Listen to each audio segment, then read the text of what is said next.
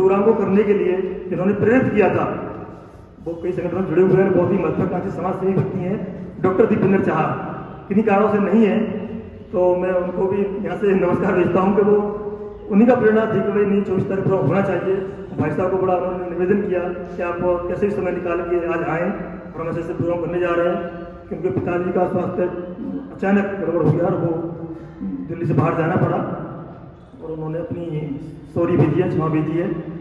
इसी के साथ मैं भाई साहब से निवेदन करूंगा कि जो 5 हमारे बिंदु हैं, बिंदुवार अपना विस्तार से सबको अवगत कराएं। तो ग्राहकों के हितों की सुरक्षा के लिए कोई कानून नहीं था या कोई व्यवस्था नहीं थी, तो ग्राहकों के हितों की सुरक्षा कैसे करें?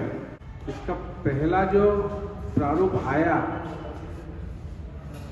ये मध्य प्रदेश की विधानसभा में आया और आने के बाद इतना बड़ा तहलका मच गया कि सबने कहा कि भाई ये क्या कर रहे हो और इतना कठोर कानून एकदम बनाओगे तो कैसे काम चलेगा। ग्राहकों के हितों की सुरक्षा होनी चाहिए, ये तो ठीक है, लेकिन जो सेवा देने वाले हैं वो भी न डर जाए कहीं, इसका भी कुछ विचार होना चाहिए। और एकदम बहुत खलबली मच गई। लेकिन ये कानून जब पारित हुआ तो वो 24 दिसंबर 1986 को लागू हुआ। क्योंकि उस दिन लागू हुआ इसलिए उस दिन ग्राहकों को सुरक्षा मिली। अब जिस दिन ग्राहकों को सुरक्षा मिली उस दिन ग्राहक दिवस मनाना चाहिए। और इसकी घोषणा जो केंद्रीय खाद्य मंत्री ने की वह अखिल भारतीय ग्राहक पंचायत के ही एक अधिवेशन में घोषणा की कि 24 दिसंबर से को राष्ट्रीय ग्राहक दिवस के रूप में मनाया जाएगा। तो हम समझ सकते हैं कि अखिल भारतीय ग्राहक पंचायत कानून को लाने वाला, कानून को पारित कराने वाला और कानून को पारित कराने के लिए रामबाबू मालगी जो भारतीय जनता पार्टी के सांसद थे उनसे रखवाया। उसका समर्थन करने के लिए एक सांसद और लगता है तो मुस्लिम लीग के जीएम बनातवाला, उनसे उस पर समर्थन करवाया। और कांग्रेस की जब राजीव गांधी की पूर्ण बहुमत की सरकार थी उस समय इसको पारित करवाया। तो ग्राहक पंचायत की अप्रोच कैसी हो सकती है हम समझ सकते, अपन कह सकते हैं अलिप्त रहते हुए और ग्राहकों के हित में केवल सोचते हुए और ग्राहकों का हित किस प्रकार से साधना है ये करते हुए जो प्रयास चले उसका परिणाम ये हुआ कि इस प्रकार से सभी के सहकार्य से इसको पारित किया गया और आज हम उसको यहाँ पर मनाने के लिए दिल्ली प्रदेश के कार्यकर्ता एकत्रित हुए हैं। मुझे जानकारी मिली कि 50 से ज़्यादा संख्या का एकत्रीकरण की अभी अनुमति नहीं है यहाँ पर और इसलिए ग्राहक पंचायत की जो एक विशेषता है कि हम कानून का पालन करते हुए अपनी बात को कहेंगे। हम कोई आंदोलनात्मक काम भी करेंगे तो भी कानून का पालन करते हुए करेंगे। हम जिस भी प्रकार से विषय को उठाएंगे वो कानून सम्मति उठाएंगे। तो अगर कोई हमसे पूछे कि भाई ग्राहक पंचायत क्या काम करता है तो ग्राहकों के हित में हितों के संरक्षण के लिए काम करता है। कैसे काम करता है? तो हमारी कार्यशैली एकदम सरल सी है। अगर उसको मोटे रूप में बांटना हो तो हम 3 प्रकार से बांट सकते हैं। पहला है हम जागरण करते हैं, दूसरा है हम प्रबोधन करते हैं और तीसरा है हम व्यवस्था में सुधार करते हैं। आपको अपनी बात कहनी पड़ेगी, आपको मुखर होना पड़ेगा। अगर आप मुखर नहीं हुए, अगर आपने अपनी बात नहीं कही, ग्राहक तो रहेगा मौन, तो तेरी सुनेगा कौन?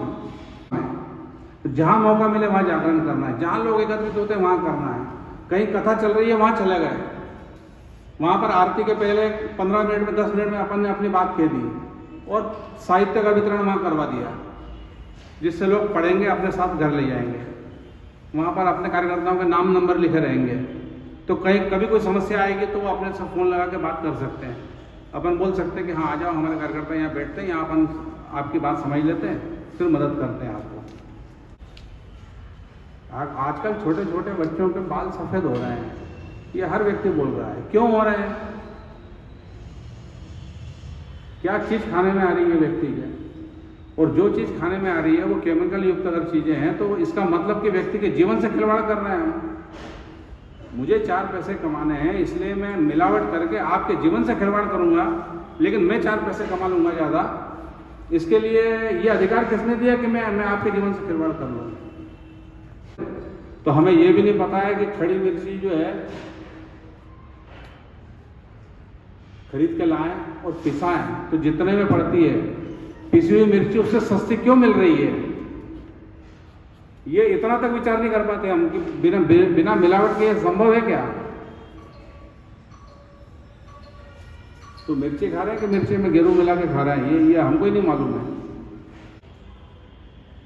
इंदौर में आईपीएल का मैच चल रहा है, उन्होंने बोला कि भाई कोई पानी जो है वो अपने घर से ला नहीं सकेगा। अगले ही दिन अपने ग्राम पंचायत के कार्यकर्ता पहुंच गए, उन्होंने बोला कि पानी आप बेच नहीं सकते हैं। आपने टिकट लेके बुलाया, 500 रुपये, 1000 रुपये, 2000 रुपये टिकट लगा के आप लोगों को बुला रहे हैं। आप पानी बेच नहीं सकते, पानी पिलाना आपकी जवाबदारी है आयोजक की। ग्राम पंचायत यहाँ पर आयोजन कर रही है और आपसे बोल रही है कि हम पानी बेचेंगे, वो खरीदो। ये न्यायपूर्वक है क्या? ये संविधान विरुद्ध है। ये ग्राम पंचायत ने कहा कि पानी आप बेच नहीं सकते, कलेक्टर को आदेश निकालना पड़ा कि ये पानी निःशुल्क मिलेगा सबको। उस दिन से आज तक 2 अंतर्राष्ट्रीय मैच और 8 आईपीएल के मैच हो गए इंदौर में, लेकिन पानी नहीं बिकता वहां पर। पानी सबको निःशुल्क मिलता है, 40,000 लोगों को पद उसमें। रेरा नाम की जो व्यवस्था आई है कि मकानों में हेराफेरी हो रही है, वो रेरा नाम की व्यवस्था ग्राम पंचायत के कारण आई है। क्योंकि जब ये समस्याएं जब ज्यादा बढ़ने लगी और एफआईआर जब दर्ज होने लगी ठेकेदारों के खिलाफ, तो उन्होंने बोला कि भैया ये ऐसे कब तक चलेगा और ये झगड़े कब तक चलेंगे? ये झगड़े तब तक चलेंगे जब तक जो तुमने ग्राहक को बोला है वो दोगे नहीं। तब तक तुमने कहा 10 बाई 10 का कमरा देंगे और जब नापते हैं तो 9.5 बाई 9.5 का कमरा रहता है। ये कौन सा तरीका है भाई? आप 9.5 बाई 9.5 बोलो ना। धोखा देके क्यों चाह रहे हैं आप? तो ग्राम पंचायत ने जब ये चालू किया कि भाई जो इस प्रकार से गलत वो कर रहे हैं उनके खिलाफ जब एफआईआर चालू हुई, उसका परिणाम ये हुआ कि भैया ये ऐसे झगड़े कब तक चलेंगे, कोई व्यवस्था बनाओ। तो वो रेरा नाम की व्यवस्था आई और आज पूरे देश को अगर कोई सुरक्षा मिल रही है उस रेरा के नाम पर, तो वो ग्राम पंचायत की देन है। हमको ये समझना चाहिए कि ग्राम पंचायत कितने बड़े काम कर सकती है।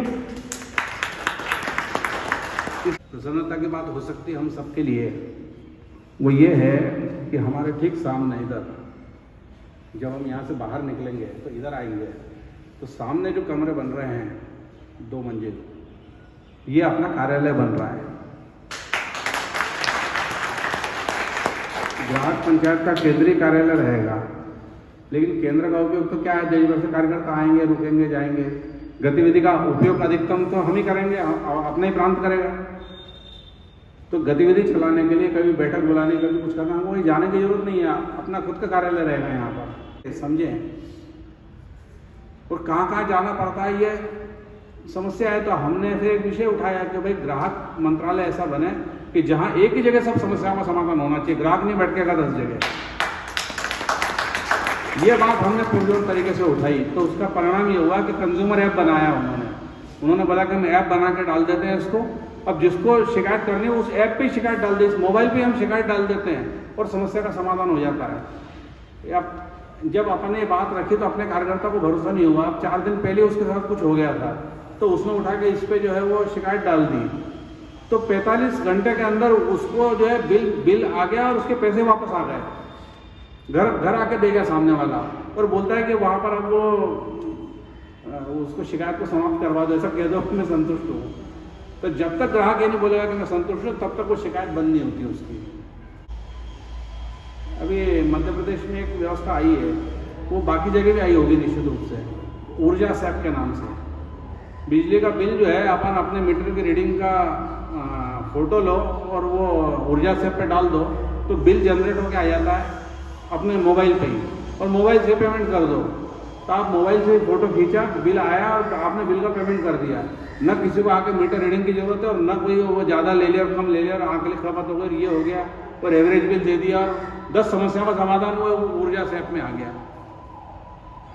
ऐसी कई चीज़ें हैं जो हमको समझनी पड़ेगी कि हमको भी समझना, लोगों को देना है वो, कि लोग अधिक से अधिक लोग उसको करेंगे। तो जितना अवेयरनेस बढ़ती जाएगी उतना ग्राहकों की सुरक्षा बढ़ती जाएगी। इस उद्देश्य को लेकर ग्राहक पंचायत चलिए